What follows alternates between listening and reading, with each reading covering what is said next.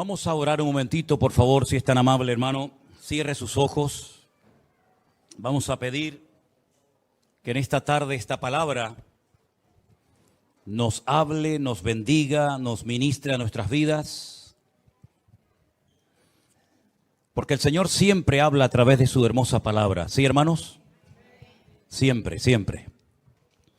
Nosotros lo que queremos, Señor, pedirte en este momento que tú nos ministres y nos hables a través de ella, que podamos ser bendecidos, edificados, Señor, en la fe, y que este tema que vamos a tocar en esta tarde, Señor, abra nuestros ojos y traiga crecimiento y madurez espiritual a nuestras vidas. Te damos gracias, Señor, por tu palabra hermosa. Te pedimos que tú la uses para hablar a nuestras vidas. Te lo pedimos en el nombre de Jesús. Amén y amén. Hay tres porciones que yo voy a leer en esta tarde. Una se encuentra en el Evangelio según San Juan, capítulo 1. La otra porción se encontraría en la carta de Pablo a los Romanos. Y la otra y última porción se encontraría en la carta de Pablo a los Gálatas. Si nosotros comenzamos a leer la Biblia desde el tiempo que salió precisamente el pueblo de Israel de la esclavitud en Egipto, nos vamos a dar cuenta que a los 50 días de aquella salida milagrosa, Moisés sube a lo alto de una montaña que la conocemos con el nombre del Monte Sinaí, donde está durante 40 días y 40 noches en plena comunión con Dios, orando, ayunando y recibiendo palabra para después, al bajar del monte, transmitírsela y enseñársela al pueblo. Me llama mucho la atención que eran esclavos, pero no eran analfabetos. Nunca ha habido analfabetos en el pueblo de Israel, porque desde su más tierna infancia, prácticamente desde el hogar, los niños aprenden a leer y a escribir con sus padres con la palabra de Dios en la mano. Y fíjense, Dios le da un regalo maravilloso al pueblo de Israel que lo conocemos como la ley, la Torá. Algunos a veces me escriben y me preguntan, ¿y dónde puedo encontrar esos libros? ¿Dónde puedo comprar la ley de Moisés? Digo, la tiene en la Biblia, hermano.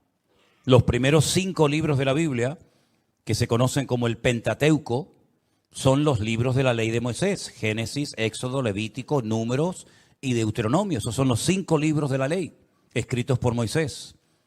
En esos libros encontramos un total de 613 mandamientos. 613 mandamientos que iban a regir al pueblo de Israel hasta que viniera el Mesías. 613 mandamientos que humanamente hablando eran prácticamente imposibles cumplirlos todos. En la ley que fue dada por Moisés no hay gracia, no hay misericordia. En la ley el que la hace, la paga. En la ley es el ojo por ojo y diente por diente. Dice la Biblia en Juan capítulo 1, verso 17, que la ley nos vino por medio de Moisés, pero la gracia y la verdad vinieron por medio de Jesucristo. Encontramos 3 aspectos fundamentales de la ley, y es la ley y la gracia, la ley y la justicia, y la ley y la promesa. Son 3 aspectos importantes que vamos a ver en esta tarde referente a este tema. La ley fue un instrumento que el Señor utilizó durante siglos para guiar al pueblo de Israel y protegerlo de alguna manera de todas las malas costumbres y de todas las terribles prácticas que llevaban a cabo los pueblos que les rodeaban. Ellos tenían que guardarse moral y espiritualmente. Ellos tenían que marcar una diferencia. Al fin y al cabo era el único pueblo en el mundo que en aquel momento creía en un solo Dios. Todos los demás pueblos que les rodeaban eran politeístas. El único pueblo que adoraba a un solo Dios eran ellos, era el pueblo de Israel. Y Dios había prometido ya desde el libro del Génesis capítulo 3 que algún día vendría un Mesías, un libertador que haría una obra en sus vidas que libertaría y iba a redimir al mundo de sus pecados, y ese libertador o Mesías sabemos quién fue, ¿verdad? Nuestro Señor Jesucristo. Pero hasta que viniera el Mesías era necesario que el pueblo se comportara bien, que no se contaminara con las costumbres y con las prácticas y con las religiones paganas de su época. Por eso ellos tenían fiestas diferentes, costumbres diferentes, un régimen de comidas completamente diferentes. Ellos vestían de una forma diferente, ellos tenían leyes completamente diferentes, porque ellos tenían que marcar una diferencia. Y para eso sirvió la ley, para que ellos interiorizaran que eran un pueblo escogido, un pueblo diferente a los demás pueblos. Y la ley fue el instrumento que Dios iba a utilizar para proteger de alguna manera a ese pueblo hasta que viniera el Mesías. Pero la ley además también sirvió para que todo el mundo de Israel supiera que todos eran pecadores. Porque la ley siempre iba a señalar en dirección al pecado de la persona que lo cometiera. Y desde el más grande hasta el más pequeño, nadie se escapaba. Todos eran pecadores y la ley lo dejaba muy claro. Y no solamente la ley indicaba que todo el pueblo era pecador, sino también hablaba de las consecuencias que vendrían por el hecho de pecar y de apartarse de los caminos del Señor. Todo eso lo iban a encontrar en la ley. Y finalmente en la ley se iban a dar cuenta de que eran totalmente incapaces de cumplir con las exigencias y con las expectativas que Dios tenía para cada uno de ellos. Así que en cierto sentido podríamos decir que la ley era como un espejo que reflejaba la realidad del hombre en su relación con Dios. Un espejo que reflejaba la realidad de sus vidas. No disimulaba sus pecados, no ocultaba sus pecados, sus rebeldías, sus rebeliones, sino todo lo contrario. Reflejaba y muy claramente que ellos eran una nación que, aunque eran diferentes, eran exactamente igual de pecadores que cualquier otra nación de la tierra. Lo que me llama la atención es que esas leyes, esos mandamientos, esos decretos, esos estatutos, no fueron escritos en papel, en pergaminos, sino en piedra. No solamente los 10 mandamientos, sino que Moisés seguramente invirtió mucho de su tiempo para que todos estos 613 mandamientos y todas las fiestas y ceremonias y liturgias y rituales también fueran escritas en piedra, para que el viento, la erosión, la arena del desierto no terminara borrando lo que Dios un día les había dicho en el monte Sinaí. Así que la ley vino a través de un instrumento llamado Moisés. Dios lo escogió a él para que sacara al pueblo de la esclavitud de Egipto, para que le entregara y enseñara la ley al pueblo. Pero dice la Biblia que la gracia y la verdad vinieron no por medio de la ley ni de Moisés, sino vinieron por medio de nuestro Señor Jesucristo. Amén, hermanos. Así es que no solamente el Señor enseñó la ley, los 613 mandamientos, sino que en su deseo de volver a restaurar al hombre en su comunión con Dios, cuando el Señor Jesucristo vino, no solamente recordó la ley que les había dado en el desierto a través de Moisés, sino que les enseñó otro modelo, otro estilo de vida. ¿Y cuántas veces encontramos al Señor Jesucristo diciendo, oísteis que fue dicho, mas yo os digo, ¿verdad? Oísteis que en el Antiguo Testamento, en la ley se decía ojo por ojo y diente por diente. Mas yo os digo, amad a vuestros enemigos, perdonad a los que os ofenden, etcétera, etcétera. Así que el Señor da un paso más en ese anhelo, en ese deseo que Dios tenía de volver a restaurar la comunión del hombre con su Dios. Ahora, si nosotros nos vamos, por ejemplo, al libro en el Nuevo Testamento también, el libro de Romanos, en el capítulo 3, encontramos otro aspecto muy importante de la ley, y es el tema de la ley y la justicia de Dios. ¿Cuántas veces hemos hablado del amor de Dios? Y no hacemos mal en hablar del amor de Dios, porque dice la Biblia que Dios es amor. Pero también hay que recordarle a la gente que Dios es justo, un juez justo. y que Él hace justicia y que Él nunca nos va a tratar injustamente, porque iría en contra de su esencia, en contra de su naturaleza.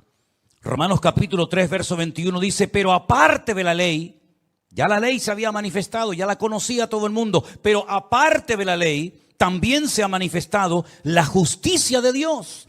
Y esa justicia de Dios, que se manifestaría en un momento, de ella se habló en la ley y también por los profetas. Justicia de Dios por medio de la fe en Jesucristo para todos los que creen en Él, porque no hay diferencia.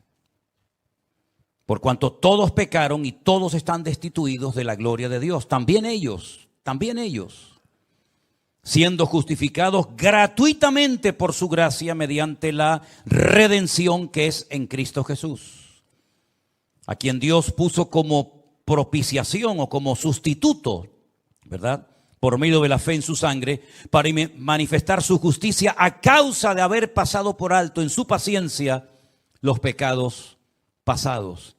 Así que encontramos que la ley decía que el que pecaba tendría que morir. ¿Pero quién? ¿El pecador?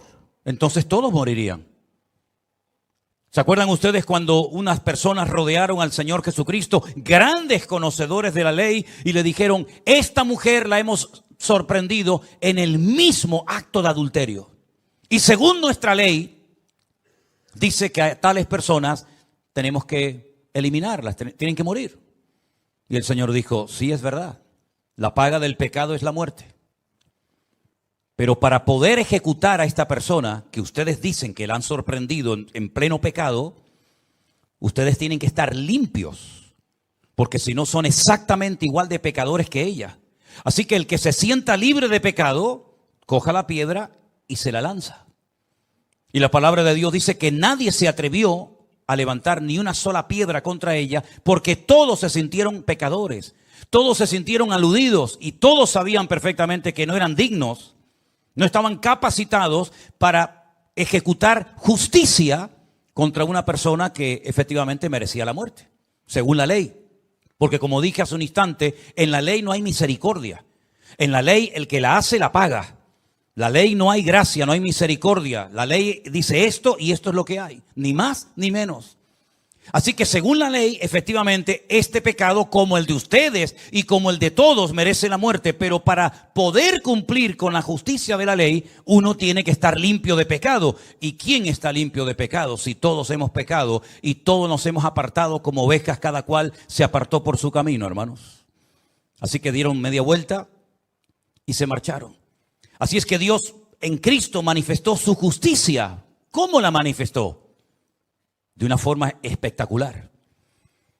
Así como el pecador tenía que llevar sacrificios de animales según la ley para que esos animales murieran en lugar del pecador en vez del pecador morir en lugar del animal, el Señor Jesucristo lo que hace es que ocupa nuestro lugar y echa sobre sus hombros tu pecado y mi pecado para que tú no tengas que morir, sino que Él ocupó tu lugar.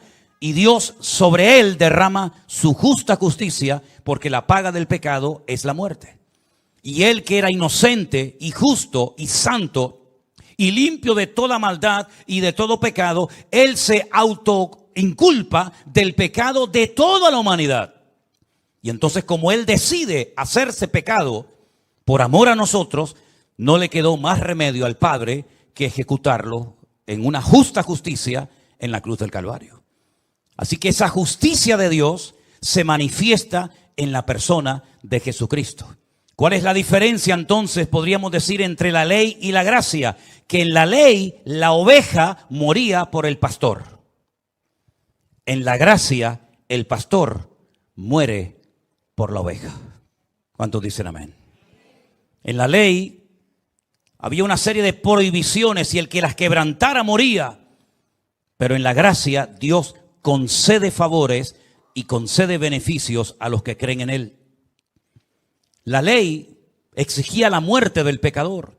En la gracia, la vida del Cordero, la vida de Cristo, se aplica a nosotros. En la ley no hay misericordia, en la ley no hay gracia. En la gracia de Dios, en el Evangelio de Jesucristo, la misericordia de Dios se manifiesta porque ya la deuda ha sido cancelada por alguien que la pagó en mi lugar, y ese alguien sabemos que fue nuestro Señor Jesucristo. Amén, hermanos. Ahora bien, en Gálatas hay un aspecto aún más profundo del tema de la ley. En Gálatas se nos dice que antes de que Dios le diera al pueblo de Israel por medio de Moisés la ley, había dado una promesa a un personaje llamado Abraham. Volvamos a leer en Gálatas capítulo 3 a partir del verso 10, donde la palabra de Dios dice: porque todos los que dependen de las obras de la ley están bajo maldición.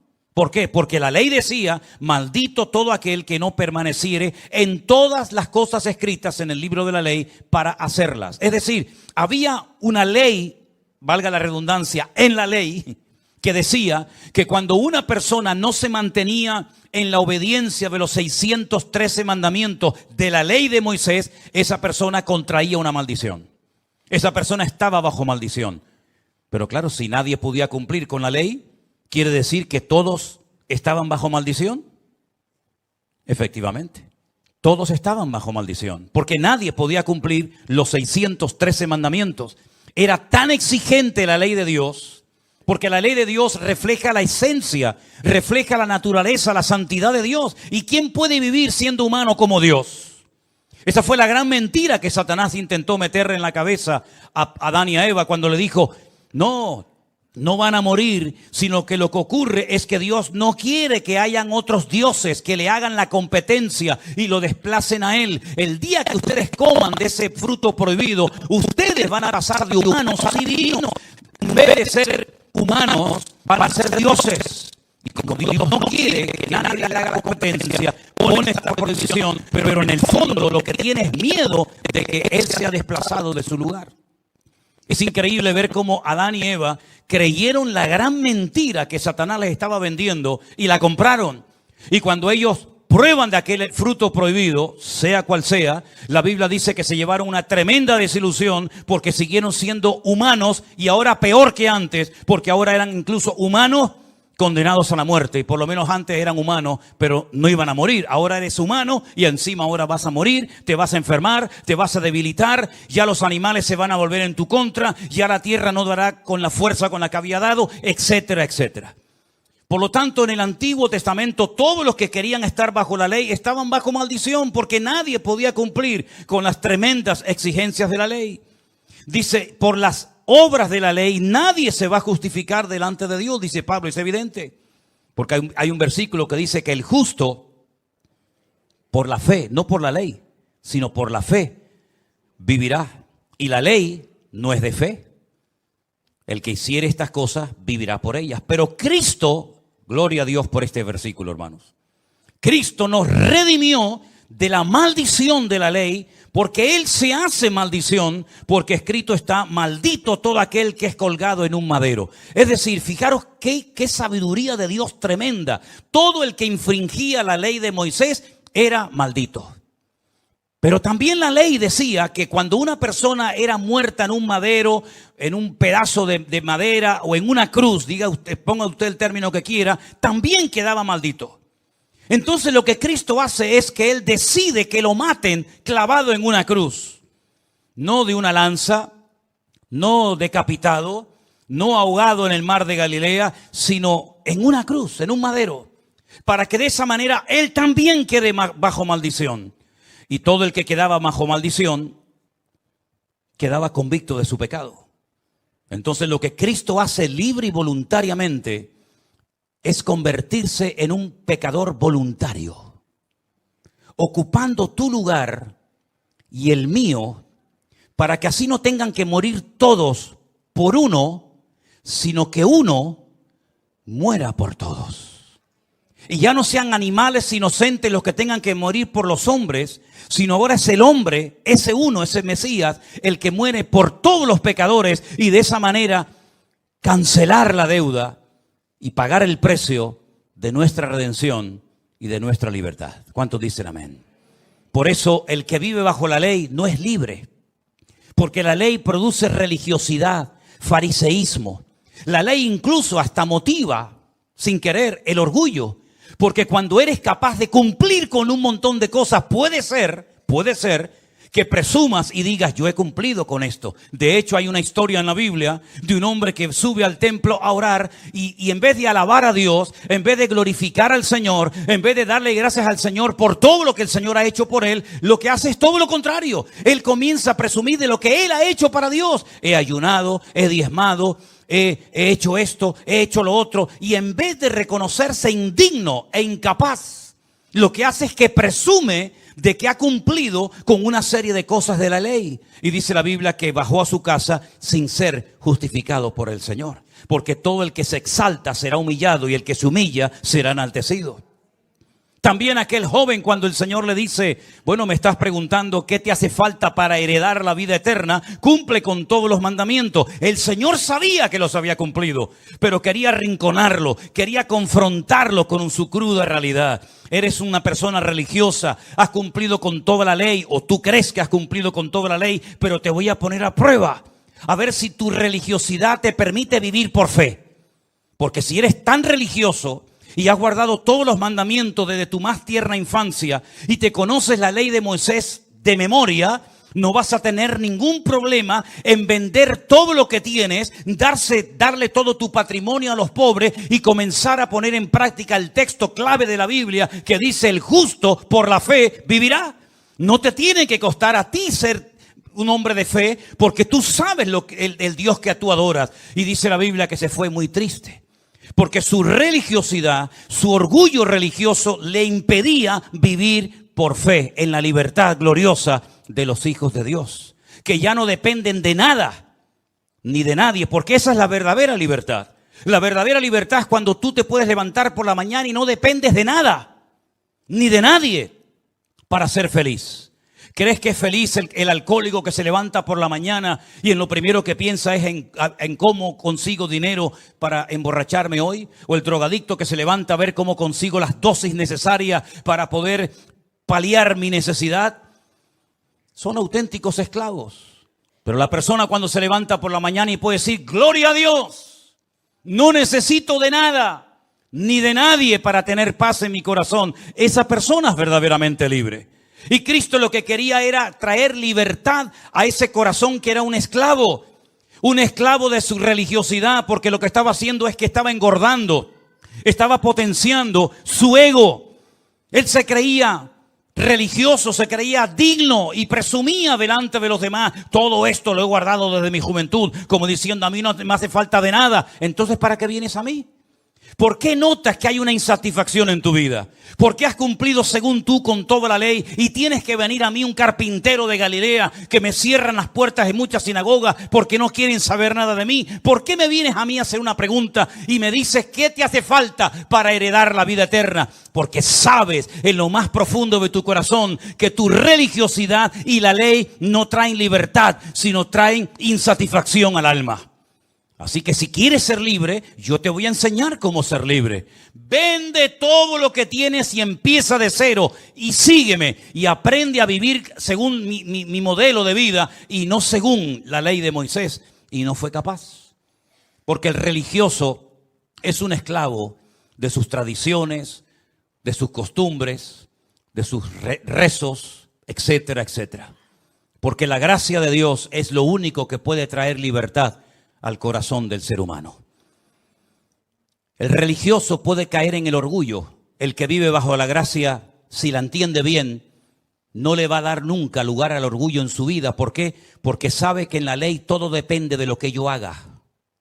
En la gracia todo depende de lo que Él ha hecho por mí.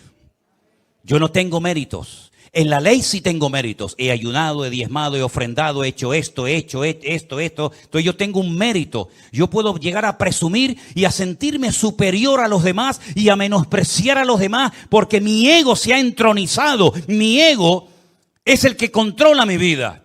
Yo soy el que digo a qué hora me tengo que levantar a orar. Yo soy el que digo cuánto tiempo puedo estar en ayuno. Yo soy el que digo si oro de pie, sentado, caminado, sentado o de rodilla. En otras palabras, yo soy el que pongo las normas. Y todo eso lo que hace es que potencia tu ego. Pero en la gracia es el ay de mí, Señor.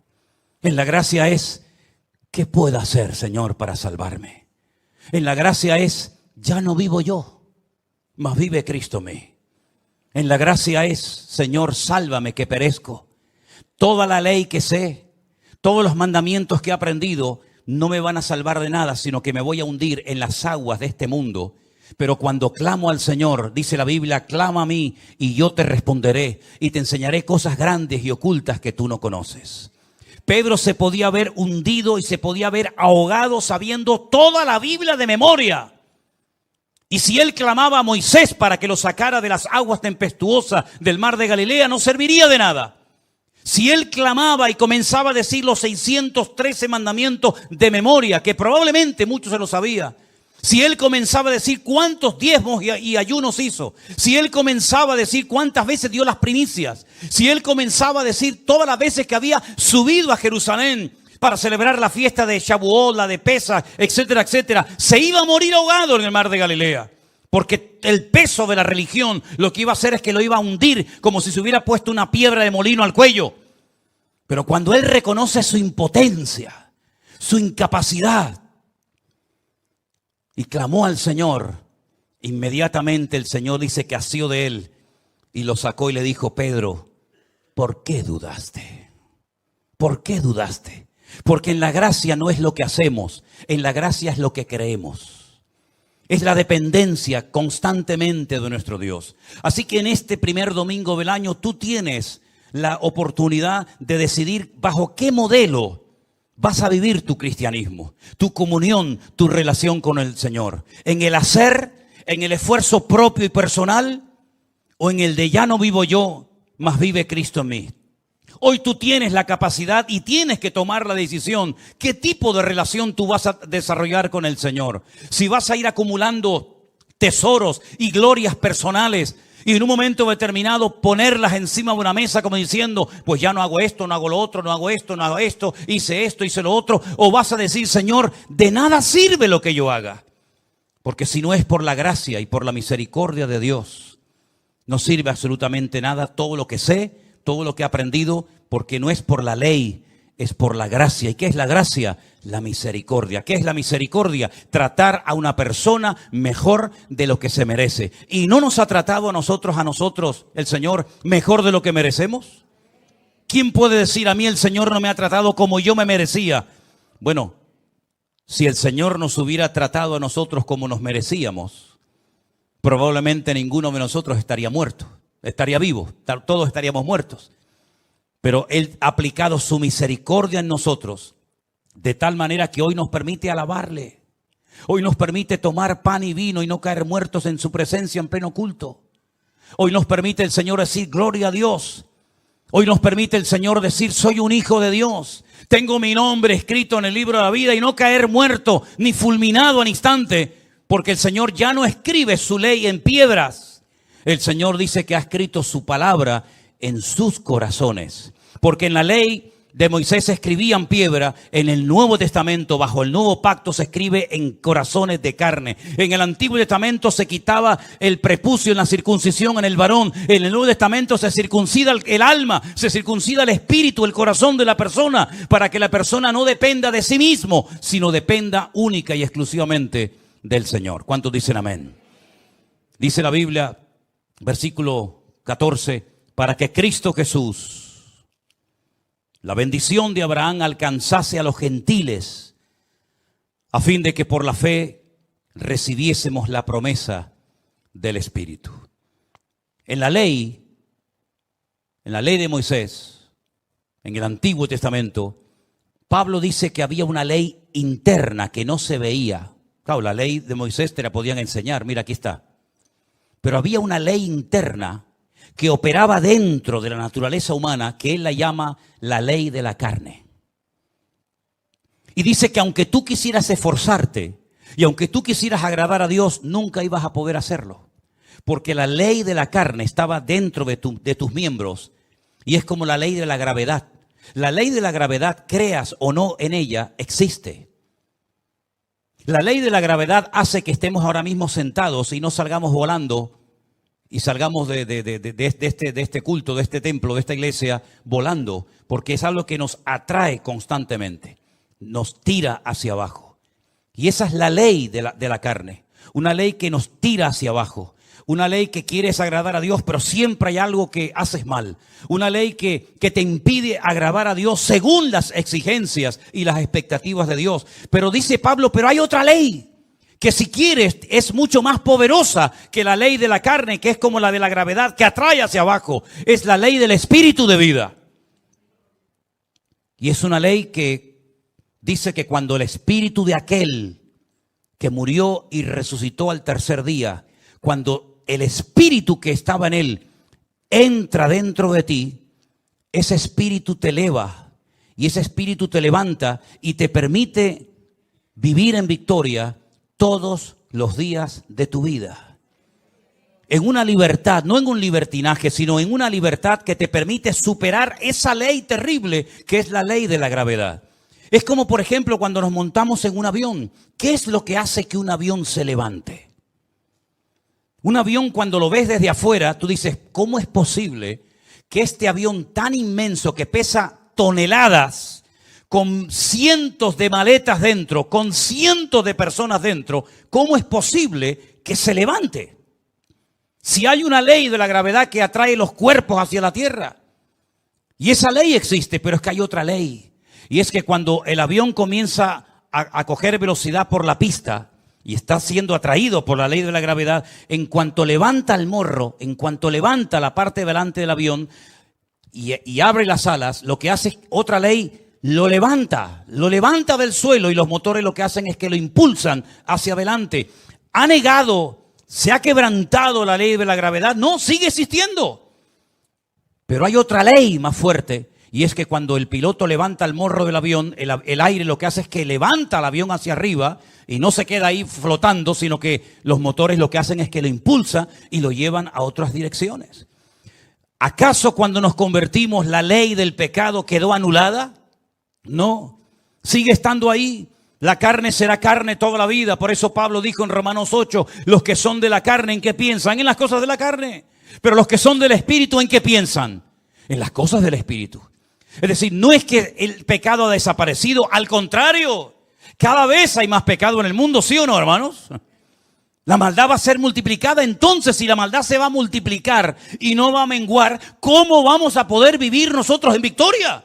Si ya nos cuesta vivir en victoria con la maldad que hay, si encima tú me dices que se va a multiplicar, entonces cada vez se va a hacer más difícil. Pero es que dice la Biblia, hay otra ley, que donde abunda el pecado, sobreabunda la gracia. Es decir, habrá un montón de pecado, habrá violencia, habrá agresividad, como los días de Noé, escuchamos el día jueves en el mensaje.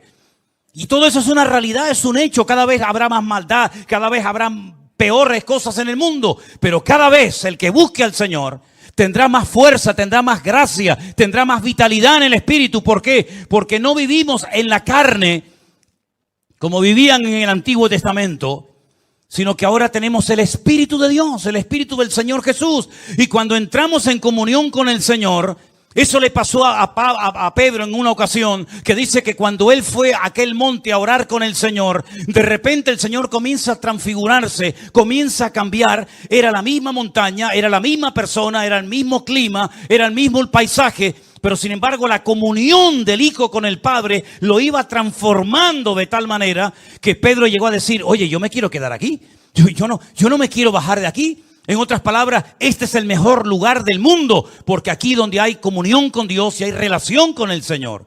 Entonces lo que nosotros tenemos que hacer no es quejarnos de cómo está el mundo va a ir de mal en peor, hermanos, así de claro. Lo que tenemos cada vez es que buscar más de Dios.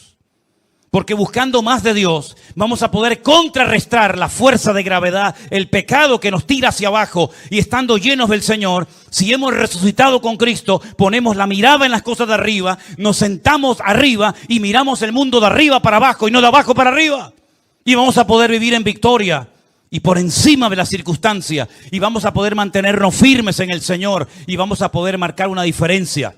Pero no porque nosotros nos proponemos con mucha fuerza de voluntad, porque la fuerza de voluntad no sirve para nada en este mundo espiritual, sino es con mi espíritu, dice el Señor. ¿Cuántos dicen amén? Así que mis queridos hermanos, cuando El apóstol Pablo se enteraba de que venían gente de Jerusalén y se metían en las iglesias y le decían a los recién convertidos, no, esto de la gracia está muy bonito, esto del evangelio está muy novedoso, pero hay que volver a la ley. Hay que volver a la circuncisión, hay que volver a los rituales, hay que volver a la ceremonia, hay que volver. Entonces se celebró un primer concilio y entonces allí va Pablo, Santiago, Pedro y dicen, pero ¿qué estáis haciendo? Por favor, nosotros no vamos a poner esta carga, porque esto es una auténtica carga sobre la vida de los recién convertidos. Nosotros lo que tenemos que enseñarles a la gente a vivir en la libertad gloriosa de los hijos del Señor, porque ni ustedes, ni nosotros, ni nuestros antepasados fueron capaces de cumplir con las expectativas de Dios en la ley. Porque la ley es perfecta, pero el hombre es imperfecto. La ley es buena, pero el hombre es malo. El hombre no tiene capacidad interior para poder vivir a ese nivel. Entonces Dios lo que hace es invierte el orden. La ley le decía al hombre, sube, mira, ahí está Dios. Sube, pórtate bien, perdona, sacrificio, ofrenda, diezmo, sube, y nunca llegaba. Entonces Dios dice, vamos a hacerlo al revés. En vez de que ellos suban a nuestra altura, que nunca lo van a conseguir, baja. Métete en sus cuerpos, en sus vidas, y que suban con tu ayuda y con tu bendición a nuestra presencia. Y por eso, mis queridos hermanos, cuando uno entiende el Evangelio de Jesucristo, ¿qué ley ni san ley? ¿Qué mandamientos ni san mandamientos? Cuando le dijeron al Señor, Señor, ¿y para ti, de todos los mandamientos que tenemos, que son 613, cuál es el más importante? Para tentarlo, ¿no? Siempre venían para tentarlo. No porque en el fondo quisieran aprender, sino porque siempre buscaban algo para acusarlo. Dice, el mandamiento más importante es el que aprendéis desde niños. Amarás al Señor tu Dios con toda tu alma, con todo tu corazón y con todas tus fuerzas. Y a tu prójimo como a ti mismo. Pero no hay una contradicción entre el ojo por ojo, diente por diente y amarás a tu prójimo como a ti mismo. Parece que hay como una contradicción. ¿Qué hago? ¿Le saco el ojo o lo amo? ¿Le saco el diente o lo perdono? Porque tanto una cosa como la otra está escrita en la ley. Claro, pero este es el espíritu de la ley, el espíritu vengativo, el espíritu que no hay gracia, no hay misericordia, no hay nada. Por eso el que me la hace, me la paga. Y por eso el que me robaba me tenía que devolver 4 veces más de lo que me había robado. Pero en el Nuevo Testamento, en el nuevo pacto, el Señor dice, ahora tú eres capaz de amar a tu prójimo como a ti mismo. Y ahí viene la pregunta saducea, la pregunta capciosa, ¿sí? ¿Y quién es mi prójimo? Porque para el judío, el prójimo es otro judío. Y el Señor dice, no, para ustedes y para todos los que creen en mí, el prójimo es todo ser humano.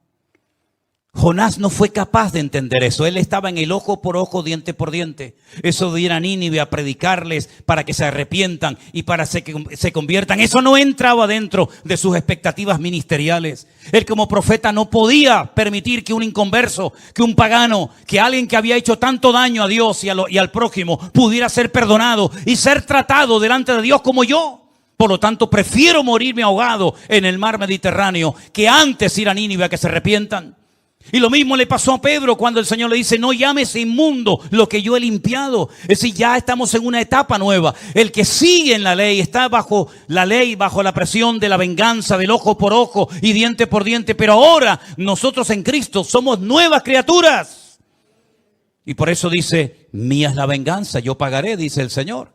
No somos nosotros los que tenemos ahora que buscarnos el mejor abogado, presentar denuncias a todo el mundo para ganar el juicio y demostrar que yo era el que tenía la razón y los demás estén equivocados, sino que ahora yo ya no estoy bajo el fiscal del Antiguo Testamento, sino bajo el abogado del Nuevo Testamento. ¿Usted quiere vivir bajo el fiscal de la ley? Ahí la tiene. Pero usted quiere tener al mejor abogado del mundo que no pierda ningún caso y que nunca permitirá que sus hijos pasen por cuestiones que él no ha permitido. Póngase bajo la cobertura del Señor Jesucristo, el mejor abogado del mundo. ¿Cuántos dicen amén? Entonces el Señor le da al pueblo de Israel a través de Moisés la ley. viene y aplica la justicia de esa ley a través de Cristo. Pero ahora hay un paréntesis y el Señor Jesucristo le dice a los judíos: vosotros sois de vuestro padre el diablo. ¿Cómo que nuestro padre el diablo? Nosotros nunca nos hemos considerado hijos del diablo ni hijos de fornicación. Nosotros somos hijos de Abraham. Y el Señor le dice: ¿ustedes son hijos de Abraham? ¿Sí? Si ustedes fueran hijos de Abraham realmente, ustedes se gozarían al verme a mí.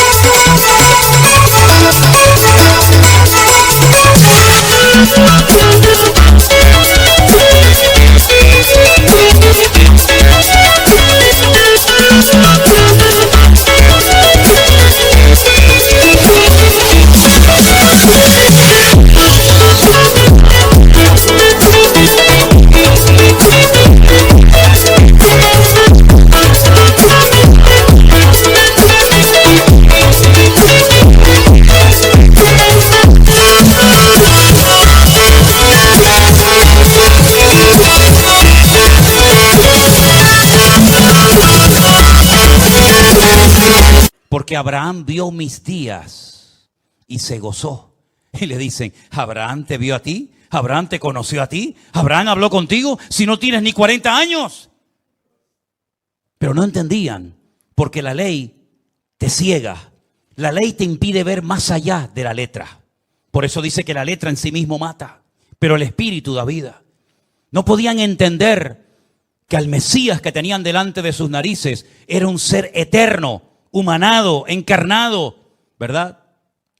Y por eso el Señor Jesucristo habla de Abraham y le dice: él vio mis días y se gozó. ¿Cómo vio los días del Señor Jesucristo a Abraham? Cuando el Señor Jesucristo le dijo: en ti serán benditas todas las naciones de la tierra. Y hablaba de una restauración, hablaba de un redentor en el futuro.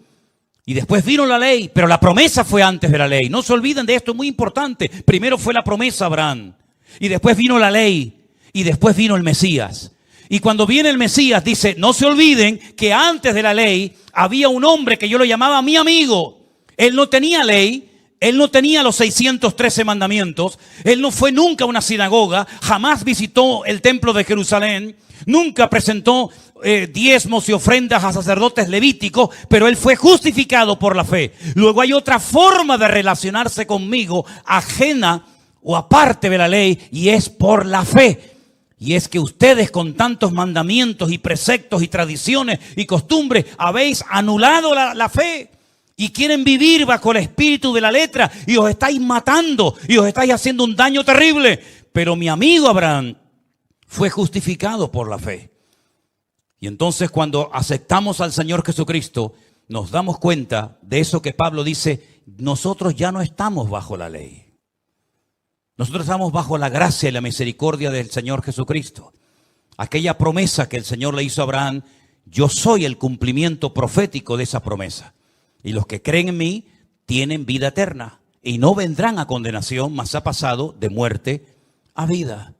Así que hoy cada uno de nosotros tenemos que decidir cómo nos vamos a plantear nuestra comunión y nuestra relación con el Señor durante todo este año. A todos el Señor nos ha dado en principio el mismo regalo: 365 días. Las mismas semanas, los mismos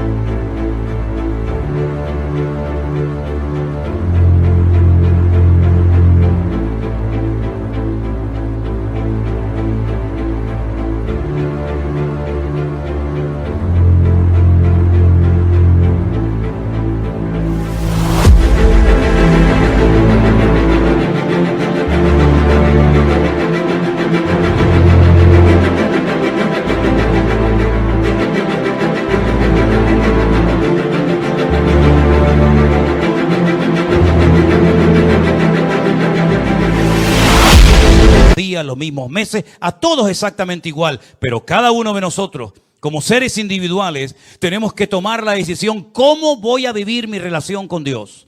¿Bajo la presión de la ley, normas y preceptos y cumplimientos, o en esa libertad gloriosa donde el Espíritu de Dios habla a mi corazón, me confirma a través de su palabra su verdad, y cuando me reúno con mis hermanos puedo compartir las virtudes de aquel que me llamó de las tinieblas a su luz admirable? ¿Cuántos dicen amén? Cierra tus ojos en esta noche, mi querido hermano y amigo.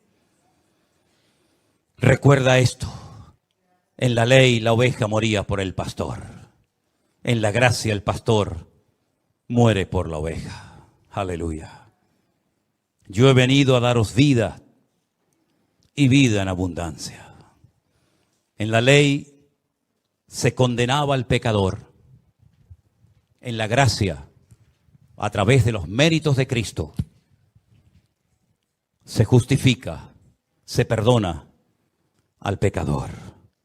El ministerio del Antiguo Testamento era una sombra de lo que vendría en el nuevo pacto.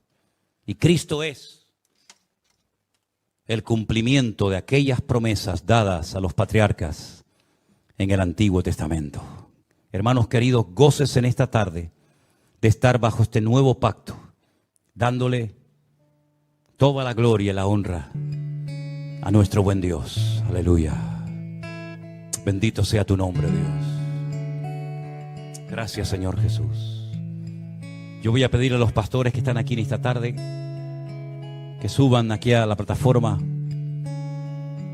y juntos vamos a alabar a nuestro Dios. Nos ponemos todos de pie, mis queridos hermanos.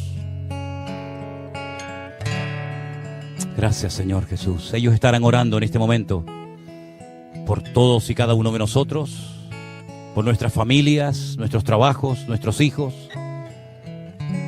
para que podamos tener un año victorioso y bendecido. Cada uno de ellos va a estar pasando aquí para orar.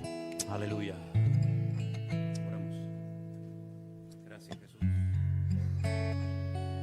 Padre, te damos gracias. Gracias, Señor, gracias. Gracias, Señor, infinitas gracias por tu gracia redentora y salvadora. Gracias, Señor, porque tu palabra dice que estaba lleno de gracia y de verdad, Dios mío.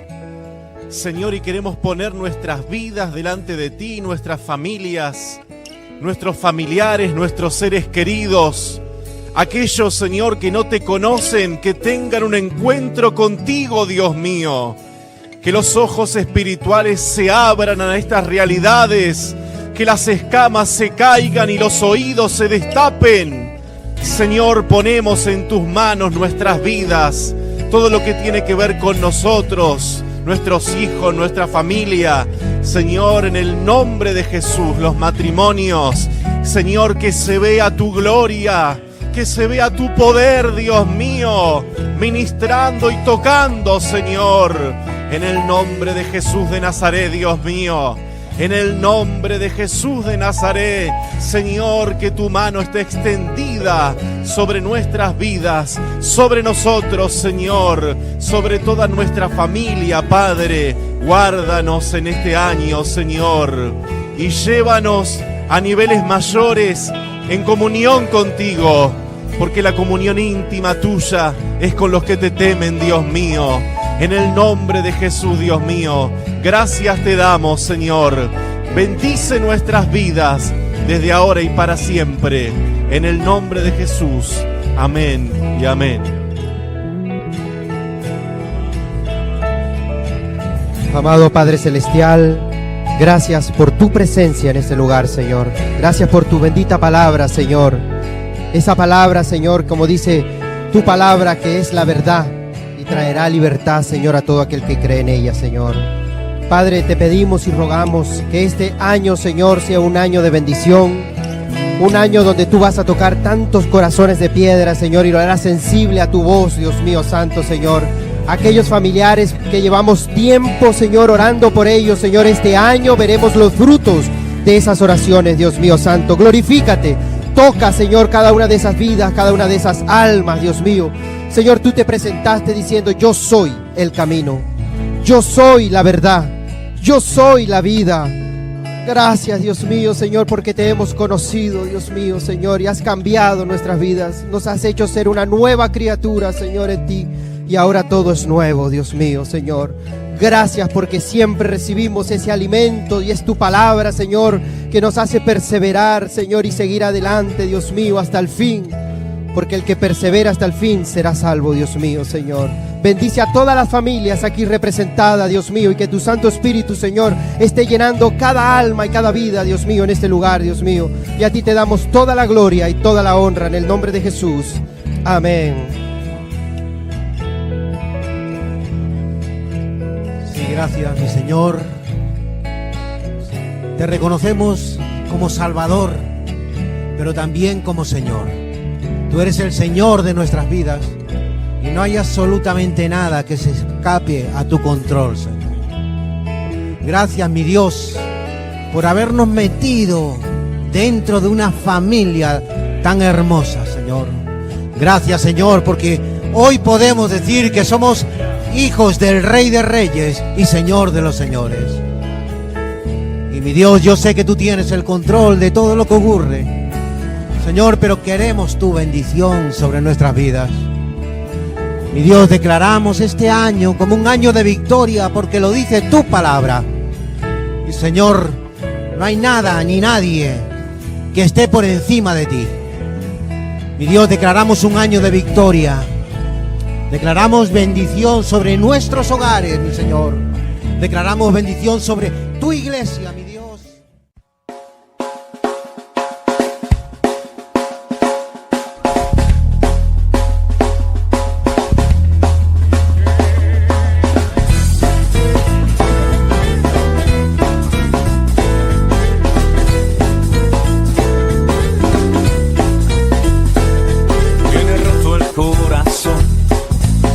Sufrir y llorar, tienes que aprender a descansar en Dios.